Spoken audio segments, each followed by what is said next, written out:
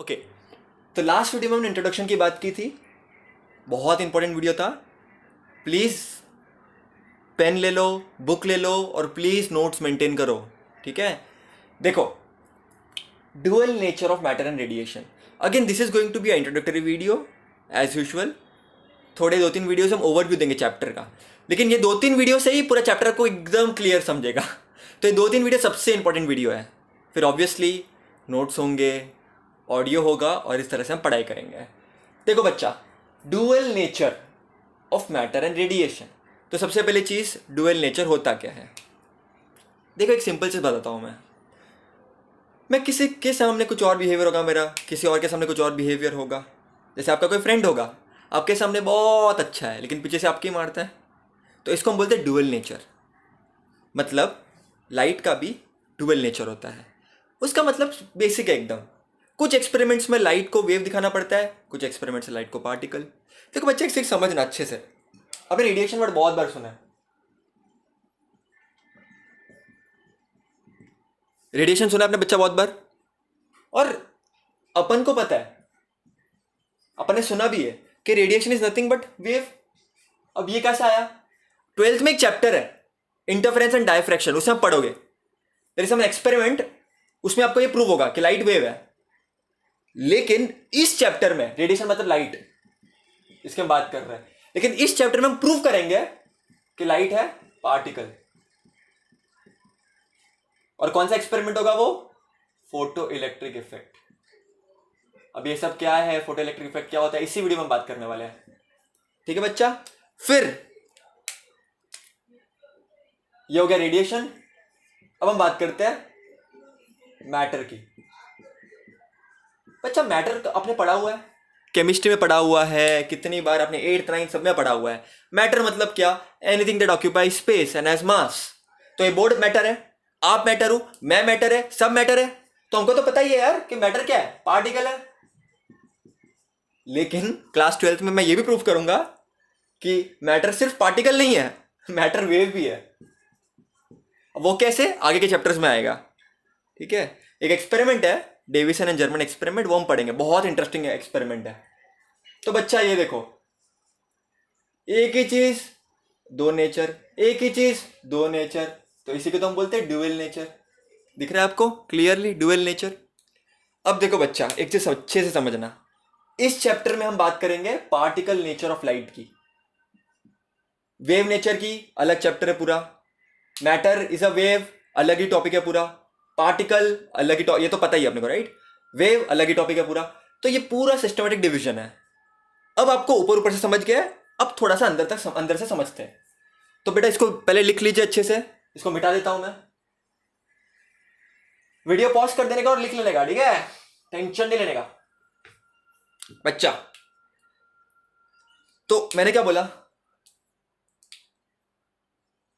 Particle nature of light की बात करेंगे चैप्टर में हम।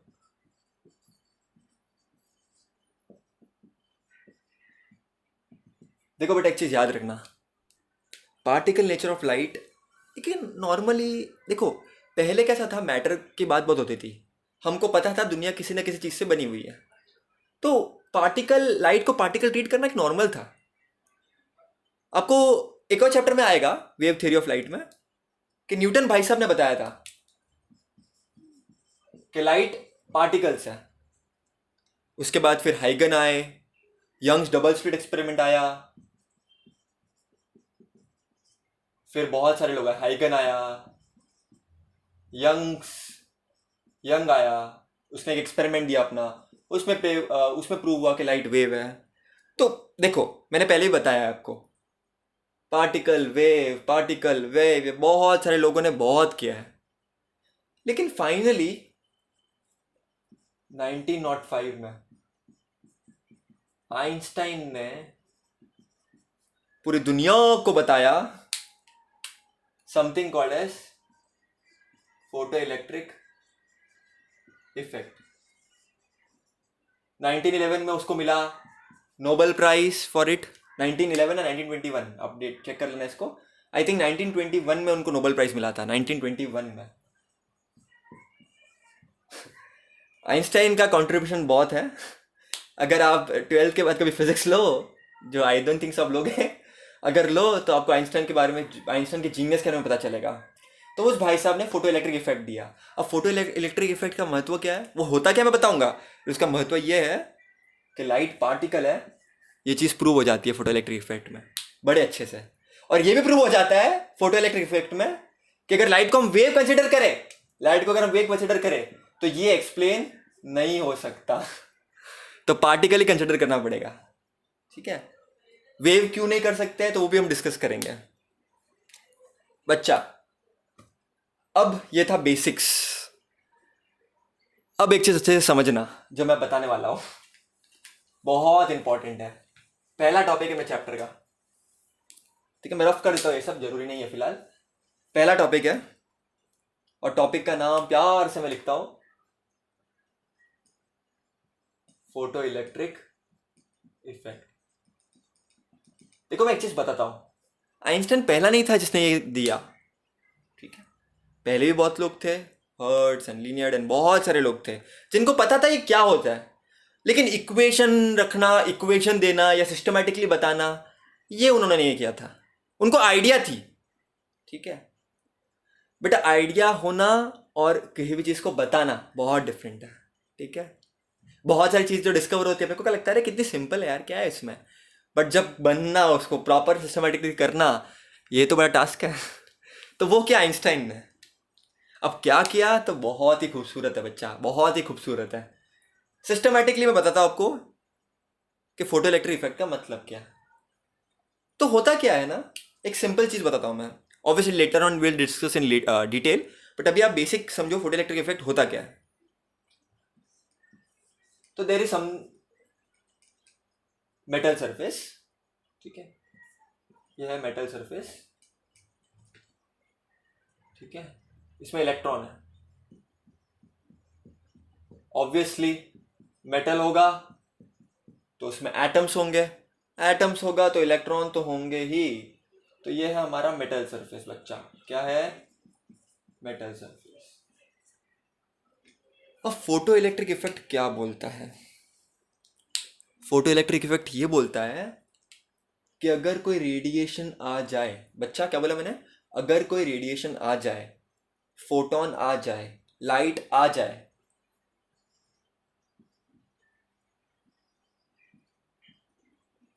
अब ये क्या आ रहा है, ये फोटोन आ रहा,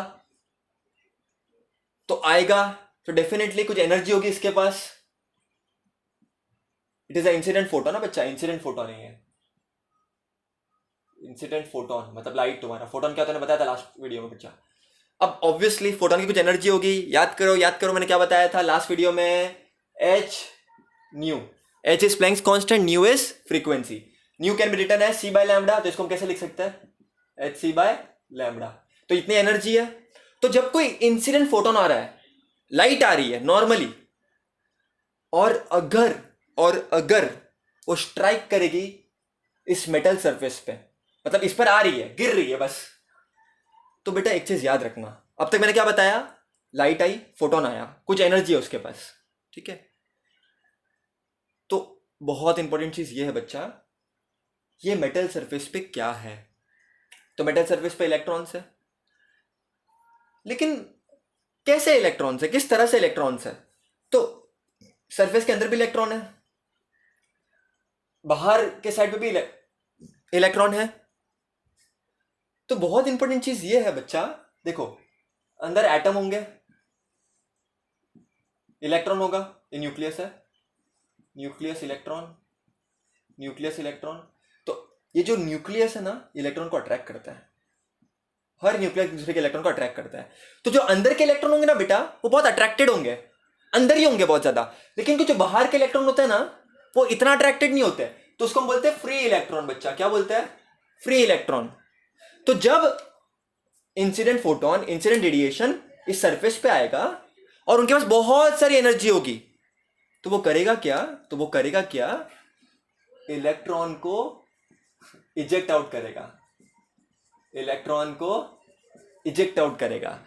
कुछ आएगा कुछ जाएगा, बोलो बेटा मेरे साथ, कुछ आएगा कुछ जाएगा, फोटोन आएगा और उसके पास सफिशिएंटली लार्ज एनर्जी है, तो it will eject out electrons, eject out electrons, as simple as that. लेकिन इतना सिंपल नहीं है। फोटोन आया, इलेक्ट्रॉन गया, आपको समझा, मेरे को समझा कि आपको समझा, लेकिन कहानी तक खत्म नहीं होती है। अब एक चीज याद रखना, एक चीज याद रखना, ऐसे ही कोई भी फोटोन नहीं आएगा, ऐसे ही कोई इलेक्ट्रॉन नहीं आएगा, कुछ कंडीशंस होंगे। देखो मैंने एनर्जी बोली, एनर्जी में मैंने क्या यूज किए, दोनों वर्ड। एनर्जी का इक्वेशन देखो, दो चीज क्या इंपॉर्टेंट है यहाँ पर, new which is frequency, lambda which is wavelength. तो एक इलेक्ट्रॉन है या फिर एक एक फोटोन है, ऑब्वियसली उसकी कुछ फ्रीक्वेंसी होगी, उसका कुछ वेवलेंथ होगा, वो मेटल सरफेस पे आएगा। तो कोई भी फोटोन इलेक्ट्रॉन को निकालेगा जरूरी नहीं है। एक पर्टिकुलर फोटोन जिसकी पर्टिकुलर फ्रीक्वेंसी होगी, जिसकी पर्टिकुलर फ्रीक्वेंसी होगी, जिसकी पर्टिकुलर वेवलेंथ होगी और पर्टिकुलर एनर्जी होगी, वही इलेक्ट्रॉन को निकाल पाएगा। अब वो फ्रीक्वेंसी कौन सी है, वो वेवलेंथ कौन सा है, वो बहुत इंपॉर्टेंट है, ठीक है। तो इसके ऊपर हम डिटेल में डिस्कस करेंगे बाद में। दूसरी बात, ये पहली बात हो गई। दूसरी बात, ये मेटल सरफेस कैसा है। फोटोन तो आ गया, फ्रीक्वेंसी भी है, वेवलेंथ भी है, लेकिन सरफेस कैसा है, वो इलेक्ट्रॉन को निकालना ही नहीं चाहता, तो कुछ नहीं हो सकता, ठीक है। फिर जो एनर्जी आ रही है, जो फोटोन आ रहा है, इलेक्ट्रॉन वो एनर्जी को लेगा, फिर ही बाहर निकलेगा, बराबर कि नहीं।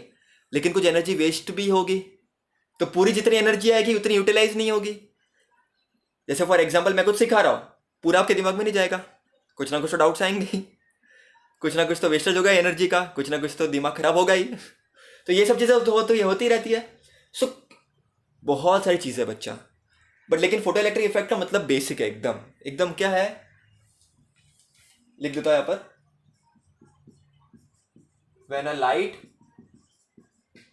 Of particular frequency and wavelength, light मतलब रेडिएशन और फोटोन जिसको हम बोल सकते हैं, व्हेन अ लाइट और photon of particular frequency and wavelength is incident on a metal surface,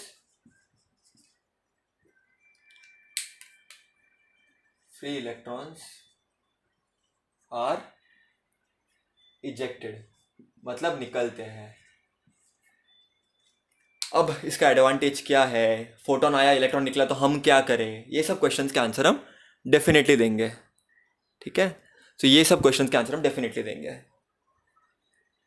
फिलहाल के लिए इतना नोट डाउन कर लो, डायग्राम, एनर्जी एच न्यू और H C by lambda. Again I am revising, photon आएगा, इलेक्ट्रॉन जाएगा, फोटोन आएगा, इलेक्ट्रॉन जाएगा, फोटोन आएगा, इलेक्ट्रॉन जाएगा, फोटोन आएगा, इलेक्ट्रॉन जाएगा। अभी डेफिनेशन इंपॉर्टेंट है। देखो बच्चा, ये जो इलेक्ट्रॉन निकल रहा है ना, उसको हम बोलेंगे फोटो इलेक्ट्रॉन्स। क्या बोलेंगे, फोटो इलेक्ट्रॉन्स। क्यों, क्योंकि फोटो मतलब लाइट के वजह से वो निकल रहा है, इसके लिए उसको हम बोलेंगे फोटो इलेक्ट्रॉन्स। क्लियर है, सिंपल। अब ये इलेक्ट्रॉन सच्ची में निकलते कि नहीं निकलते, उसका भी हमको टेक्स्ट में दिया हुआ है, एक्सपेरिमेंट दिया हुआ है, वो भी हम करेंगे, ठीक है। देखो अब एक चीज बहुत इंपॉर्टेंट है, बहुत बहुत इंपॉर्टेंट है, ये नोट डाउन करने के बाद जो समझो अच्छे से। अब थोड़ा सा मैं आपको रिवाइज कर देता हूँ। मेरे पास ना फोटोन आता है, इलेक्ट्रॉन जाता है, मेटल सरफेस है। तो पहले तो मैं कुछ क्वेश्चन पूछता हूँ। पहला तो मैंने आपको ये क्वेश्चन पूछ लिया, कौन सा फ्रीक्वेंसी, कौन सा वेवलेंथ, कौन सा मेटल सरफेस। एक बात बताओ, इलेक्ट्रॉन क्यों चाहेगा निकलना, इलेक्ट्रॉन जिद करेगा कि मेरे को नहीं निकलना, तो उसके लिए भी कुछ एनर्जी वेस्ट होगी, तो उसको हम क्या बोलते हैं, तो भी हम चैप्टर में पढ़ेंगे। उसके बाद इन सब का डिस्क्रिप्शन इन डिटेल हम पढ़ेंगे, कैसे चीजें बदलती है एंड ऑल दिस थिंग्स। अब देखो बच्चा, इसको मैं रफ कर देता हूं, आई होप आपने नोट डाउन कर लिया होगा इसको। When a photon is incident on a metal surface, electrons are ejected out. थोड़ा सा फोटोन के बारे में रिवाइज कर लेते हैं। लाइट कंसिस्ट ऑफ photons, जिसको हम क्या बोलेंगे, वेव पैकेट्स और वेव एनर्जी। क्या क्या बोलेंगे उसको हम, फोटोन को हम क्या बोलेंगे, वेव पैकेट्स और एनर्जी पैकेट्स। ठीक है, ओके बच्चा। फिर हम क्या बोलेंगे, लास्ट वीडियो में हमने डिस्कस किया था, रिवाइज करा रहा हूं मैं। Rest mass of photon is 0, mass of photon is not defined, photon is not affected by electric field and magnetic field, it is neutral in nature, photon has some definite momentum and energy and it is conserved, मतलब बढ़ सकता है photon experiment के through, लेकिन overall क्या होगा, energy momentum conserved, मतलब जो स्टार्टिंग में मोमेंटम था एंड फाइनल में मोमेंटम है सेम होगा, तो स्टार्टिंग में एनर्जी था और फाइनल में एनर्जी है वो सेम होगा। तो ये सब चीजें इंपॉर्टेंट है, मैं रिवाइज कर रहा हूँ, लास्ट वीडियो में मैंने बताया था all photon travels with the speed of 3 × 10⁸ metre per second approximately in air और वैक्यूम। उसके बाद मैंने क्या बताया था बच्चों, याद करो याद करो याद करो, क्या रिवाइज कराया था कि एनर्जी क्या होगी फोटोन की, वो लिख देता हूँ एच न्यू और H C by lambda. Very very important बच्चा, वेरी वेरी वेरी इंपॉर्टेंट। उसके बाद बच्चा एक और चीज़ याद रखना, बहुत इंपॉर्टेंट है ये जो पॉइंट है, जो भी एंट्रेंस वगैरह दोगे आप या बोर्ड में भी क्वेश्चन आए कुछ, तो याद रखना, अगर अगर अगर तुम्हारा वेवलेंथ नैनोमीटर में, जस्ट फॉर नॉलेज, इतना इंपॉर्टेंट नहीं है, जस्ट फॉर नॉलेज, तो आपका एनर्जी आएगा 1240 upon lambda in nanometre and ये आ जाएगा इलेक्ट्रॉन वोल्ट में। डरो मत, इसको देख के डरो मत, ये आप खाली लिख लो फॉर्मूला। अगर नैनोमीटर में आपका वेवलेंथ नैनोमीटर में, तो आपका एनर्जी ये आ जाएगा इलेक्ट्रॉन वोल्ट नैनोमीटर। ठीक है, ये इंपॉर्टेंट है, अगर आपका नैनोमीटर में, इलेक्ट्रॉन वोल्ट में आपका आंसर है, तो ये एनर्जी आ जाएगा। बाकी नॉर्मली आप ऐसे भी लिख सकते हो, इसके भी आंसर आ सकता है, लेकिन शॉर्टकट है, तो इसके बारे में और मैं डिटेल में डिस्कस करूंगा बाद में, जब इसके सम बताऊंगा मैं, फिलहाल के लिए आपको इतना टेंशन लेने की जरूरत नहीं है। उसके बाद एक और चीज याद रखना बच्चा, एक और चीज याद रखना, जो मैंने लास्ट वीडियो में सबसे इंपॉर्टेंट चीज़ बताई थी, जो मैंने बोला था बहुत इंपॉर्टेंट है, ये सब आपने नोट डाउन कर लिया होगा, मैंने लास्ट वीडियो में बताया था। लास्ट वीडियो में मैंने बहुत एक इंपॉर्टेंट चीज़ बताई थी, अगर आपको याद हो तो प्लीज़ ये चीज़ नोट करना, ये वाला पॉइंट बहुत इंपॉर्टेंट है, बहुत बहुत। On increasing intensity of incident radiation,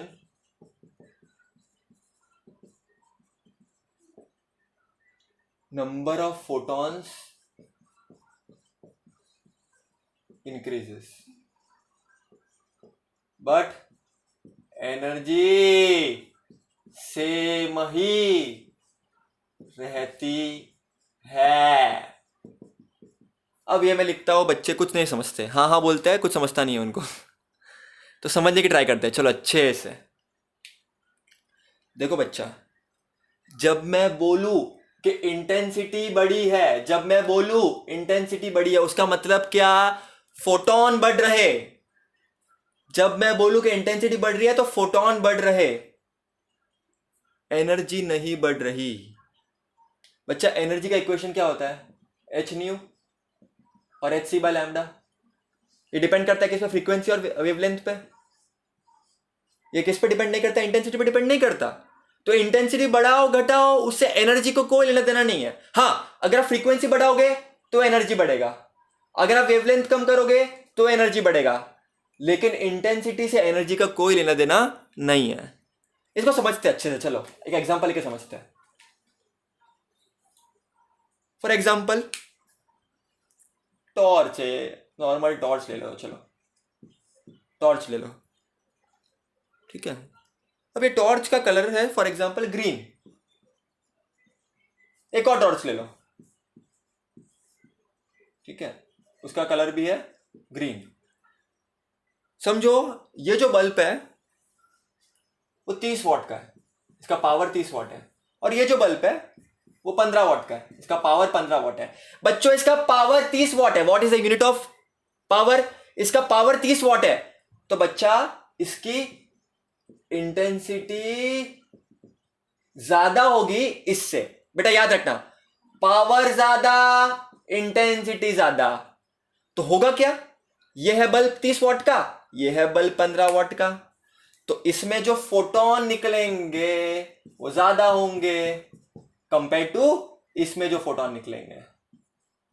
तो ये जो ग्रीन बल्ब, दोनों बल्ब सेम है, कलर सेम है, कोई टेंशन नहीं है, लेकिन इसमें पावर ज्यादा, इंटेंसिटी ज्यादा, तो नंबर ऑफ फोटोन ज्यादा।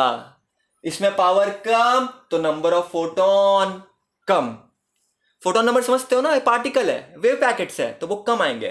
तो इसमें कैसे दु, दु, दु, दु, दु, दु, दु, दु, दु, बहुत सारे फोटॉन्स आएंगे, इसमें फोटॉन्स कम आएंगे।